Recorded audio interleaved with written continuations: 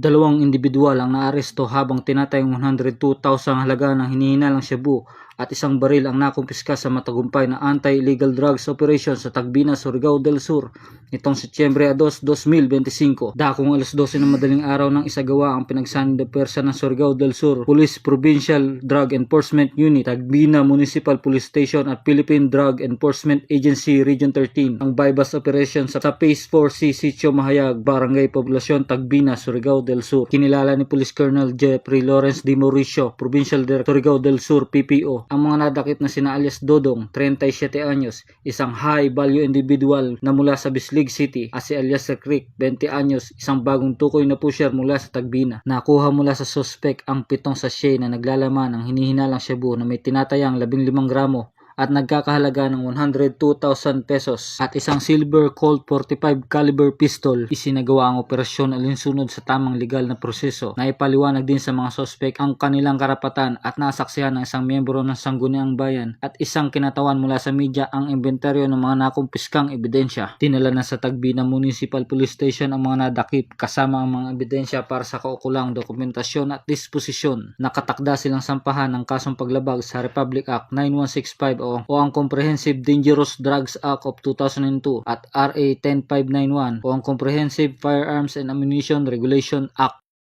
Mula dito sa RP Cadu 13, ako ang Police News Network Correspondent, Ramon Manicol Villanueva, taga-tabatas, taga-taguyod ng Balitang Pulis.